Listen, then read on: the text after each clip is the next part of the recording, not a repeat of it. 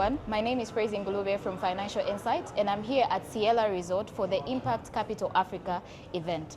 And I'm joined by Mr. Jito. He will introduce himself, and we were together last week on the Copper Belt. Good morning. Good morning, Praise. Nice to be here. Thank you for inviting me to this amazing program that you have. I really enjoy it. I always say this. I learned so much about what's happening, not only in our local economy, but of course in the international scene. And of course, you wanted me to introduce myself. I'm Jito Kayumba, for those of you who may not be familiar with me, and I'm a special assistant to the president for finance and investment, working in his office, basically aligning the various, first and foremost, his vision, alongside the various strategic sectors and sector ministries that cover areas where we require investment, growth, FDI, partnerships that creates jobs for the benefit of the Zambian people. All right. So inside you talked about how the government is planning on expanding how local SMEs can, we can bridge the gap between investors and local SMEs. Can you expand for the viewers out there? Yeah, it's not something that we're just planning on doing. It's something we're doing and we've done. You find that as, one thing that's very important, and this is why it's important to have entities like Financial Insight, is that the more you know, the more you can benefit from what government is doing. And beyond government, and one narrative I'm really trying to put out there, that the responsibility for enhanced access to capital does not squarely fall on government. We can enable, and one thing we do, and I'll mention this, is that we are facilitating more resources to the Citizens Economic Empowerment Commission. We're putting together more synergies between areas where citizens are more comfortable with, say for example, the platform of access to capital, which is the preferred one is CEEC. Zambians feel that that's the one place where they can easily access capital because it's a government institution. But we also encourage people in the private sector to speak to the banks, to SME finance institutions, venture funds, and of course new organizations that are being born out of government's urging. BII is setting up an SME fund. There's so many things that are taking place that is extremely exciting for SMEs. But the challenge that I've come to realize is that it's not primarily about the access to capital. It's about being investor ready and also having the capacity to manage the capital once you receive it. Because as somebody who was an investor, working in the private sector, being part of Kukula Capital, we did experience instances where we allocated capital, but that capital was not returned because somehow it was mismanaged, consumed. But we spend a lot of time developing skill set among entrepreneurs. And we also want to enhance more investment that creates an environment where SMEs have people to sell to. Like if we're bringing in multi-billion-dollar mines, it's also about those mines being able to procure their goods and services from SMEs. And we're ensuring that we're, even structuring our laws, like the local content law, to ensure that certain things must be supplied exclusively by Zambians. We want to make sure that Zambians really at the forefront of benefiting from a lot of investments taking place beyond mining, energy, and many other spaces. So, capital is key. Access to market is key, access to skills is key. Let the private sector also play a role in bridging the gap beyond government.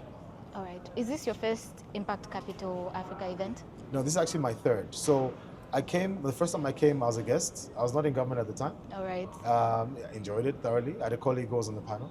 Then last year was my first in my capacity as a government official. Okay. I enjoyed being on a panel. Today, I got to have a fireside chat, which I really enjoyed. Gave me a chance to share the reflections of what the president, because ultimately that's who I represent, what the president seeks to do, and his message to the investment community in working with Zambian citizens to create joint, mutually beneficial value. All right. I heard you talk about access to skills for the local SMEs. Yes. Does the government plan on any maybe capacity building workshops for the local SMEs? Yeah, so, and really I want to depart, and you've said something very important, and I'll touch on the fact that we are facilitating a platform for Zambians to be capacitated skill-wise. So the United Nations Development Program has what they call a supply development program. They've created a methodology where consultants that they train go to Zambian SMEs to teach them how to be better prepared to access capital and how to be better oriented to be a supplier, say, to the mines or to ShopRite or wherever. That's government doing, working with the UN. But in addition to that, I was telling some people recently, but think about this.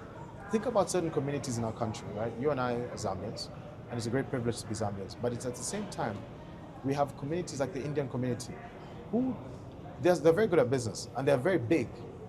who is teaching them? Is it government? The answer is no. It's in the culture. It's in the community. It's in the home.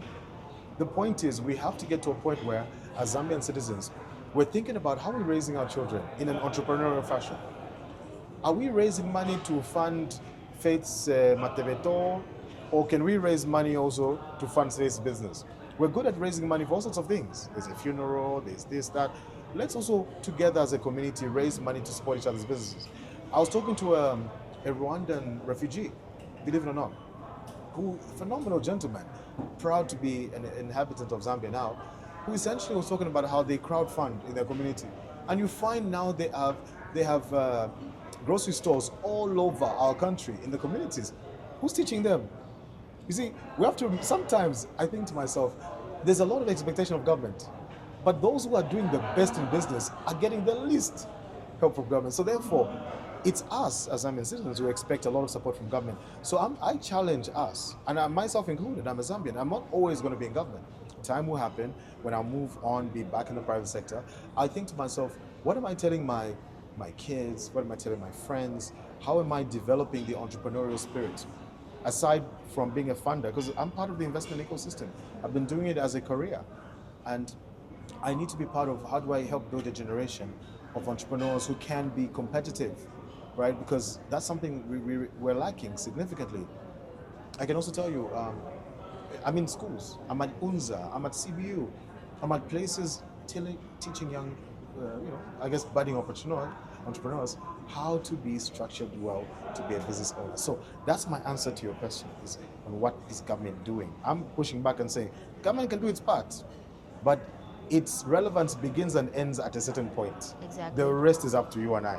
Exactly. And I hope that resonated. It made sense. Yes, it did. It got in. It got in into the system. So as we come to the conclusion of the end of this interview, rather, can you give your closing remarks to the viewers out there? Do I look at the viewers? Yes. Hey viewers, listen, one thing you have to realize, and this has been evidenced by this particular conference, there's so much optimism about our country. That optimism, the majority of it is coming from foreigners. They are seeing things that we seem to not be seeing. There's more flights into Zambia with people seeking opportunities here who are looking at the growth numbers from not just GDP, but from the mining development, from the number of investors in the agri sector, in the freight industry. If you look at the linkages being created out of Lobito Corridor, which will obviously be done in the next few years, it's a process that started. Tazara is being revamped, new energy projects. We know there's challenges, no doubt. We know that there's a power deficit, but that's being addressed. And that's an opportunity that others have found an opportunity in and are going to create enormous wealth from. The one question I ask people is that, with the knowledge that Zambia is going on an economic growth trajectory, are you going to be a spectator or a participant? And one of the things that differentiates the two is whether or not you are looking at the circumstances optimistically. If you have a negative view or have significant pessimism, you're likely to be left out because you essentially have an orientation of being away. But those who are here excited, we're talking to so many people here, investors saying, this country is on the move.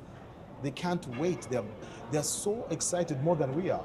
Let's not allow a situation where, I'm sorry to say this is not a xenophobic statement, but if you're not a participant and looking into what's going on, and I'm proud of every Zambian who's here, because they're hearing, they're learning, they're partnering. But our children will work for foreigners. That's how the future will be. But if you want to be a job creator, you want to be a person who is part of the economic growth of this country, let's be part of the movement. Let's also listen. It's not even about politics, right? There are many people who stay away from certain things because of their political inclination. We want to be all-inclusive. We're one Zambia, one nation, regardless of a person's tribe or political affiliation. Let's look at the value that can be created out of this economy. And I can assure you that these opportunities will find their way into your hands and you will succeed. And let's also have a tenacious attitude. Let's go after it. Let's fight.